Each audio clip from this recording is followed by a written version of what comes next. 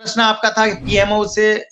जो रिजल्ट देखने को मिला है वो अच्छा है करके, मैं सभी लोगों से अनुरोध करूंगा उसको अभी आप एकदम 100% में 100% में ये मत जाइए कि हमारा काम हर कार्य पूर्ण रूपेण अंजाम तक पहुंच गया है। मैं आपको थोड़ा इसके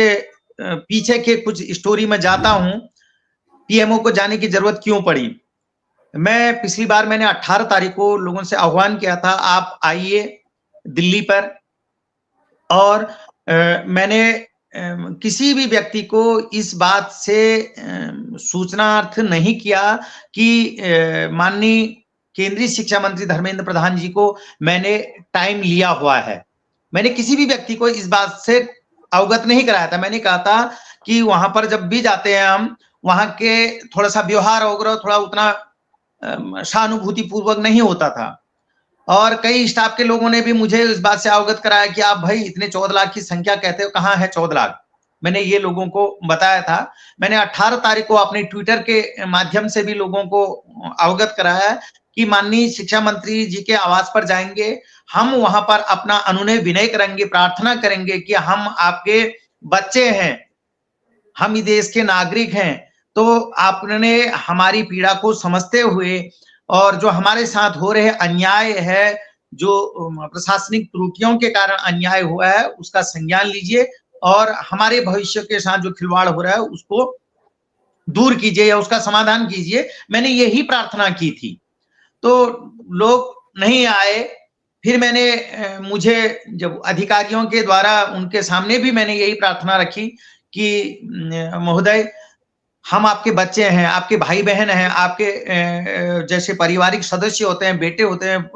आपकी बेटी होती है, उस प्रकार से इतने लोग हैं। आप देखिए कितने कितने लोगों के उनके पिताजी आए, सयाने सयाने लोग आए हैं हमारे साथ, वो बड़े व्यथित हैं, दुखी हैं। तो कुछ ऐसा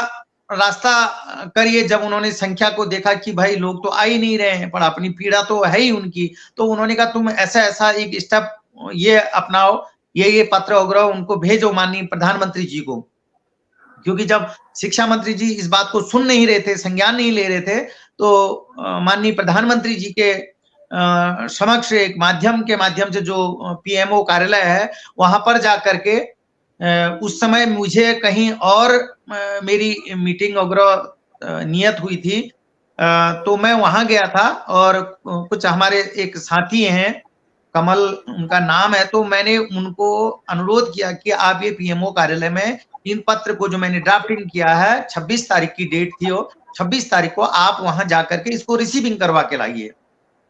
वो जब पत्र वहां रिसीव किया, उसके बाद मैं अधिकारियों से लगातार संपर्क में था। उन्होंने फिर उसके बाद मेरे को फिर पुनः दिल्ली बुलाया और उन्होंने उस पत्र का भी अवलोकन किया। अवलोकन करने के बाद उनको उस पत्र में कुछ त्रुटियां नजर आई। उन्होंने ये कहा कि इसमें हम कुछ और एडिट करना चाहते हैं। जैसे मैंने उनको कहा कि सर, राजपत्र तो जारी करना ही करना है। आज की डेट में बिहार से लेकर के, और उस समय तो असम की बात आई नहीं थी, मैंने अन्य उड़ीसा वगैरह केवीएस का जिक्र किया था, अन्य मैंने कई राज्यों में जहां की मेरे को जानकारियां मिल रही थी, उन राज्यों का मैंने उनके समक्ष बात रखी, जिसमें उत्तराखंड तो प्रमुखता ही था, कि हम लोगों के वहां जो गतिमान भर्ती प्रक्रिया है, रिक्रूटमेंट पीआरटी में चल रहा है, उससे हमको वंचित किया जा रहा है। तो उन्होंने कहा कि ऐसा है, जो ये आपका पत्र है, जो कि शायद मुझे ऐसा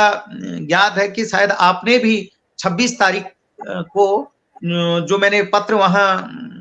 पीएमओ कार्यालय में रिसीव करवाया था, वो शायद आपके चैनल पर भी प्रसारित हुआ था। तो उसमें उन्होंने कुछ कमियां निकाली और उसमें ये भी उल्लेख किया, मैंने ये भी लिखा कि उसमें राज्य सरकारों के भर्ती पीआरटी के भर्ती प्रक्रिया और केंद्र की अर्थात केबीएस की जो भर्ती प्रक्रिया है, उसमें लोगों को, अभ्यर्थियों को, एनआईएस डीएलएड के अभ्यर्थियों को वंचित किया जा रहा है। तो उस पत्र का उन्होंने संज्ञान लिया और वो अभी केंद्रीय शिक्षा मंत्रालय के उच्च अधिकारियों को नामित करते हुए प्रतिलिपि मुझे भी सूचनार्थ उसका कर रखा है और कहा गया है इसका अवलोकन करके इसको जल्दी से जल्दी निस्तारित करें करके, ऐसा मुझे भी सूचनार्थ मेल द्वारा, अन्य माध्यमों द्वारा मेरे पास भी आया। मेरे से दूरभाष के माध्यम से भी उन्होंने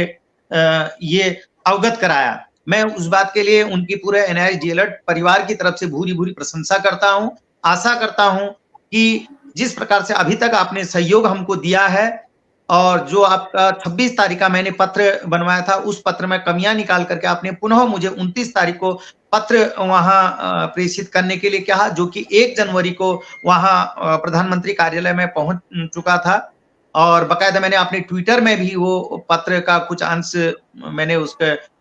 अपलोड किए हैं अपने ट्विटर पे। और एक जिस प्रकार से अपने बच्चे के प्रति सहानुभूति होती है, दया भावना होती है कि इनके साथ बुरा हो रहा है, अधिकारियों के द्वारा ऐसा सहानुभूति पूर्वक व्यवहार किया गया है। यद्यपि देखने का विषय है वो कब तक इस सहानुभूति व्यवहार को बनाए रखते हैं। ईश्वर से प्रार्थना करता हूं कि सदैव हमारे साथ बने रहें, अंत तक हमारे इस कार्य को मुकाम तक पहुंचाएं। पर अभी तक वो केंद्रीय शिक्षा मंत्रालय के उच्च अधिकारी के समक्ष वो पत्र जा चुका है और उनके द्वारा कहा भी जा रहा है कि हम उसका अवलोकन कर रहे हैं और उसमें जो भी सकारात्मक तुम्हारे लिए कार्रवाई होगी,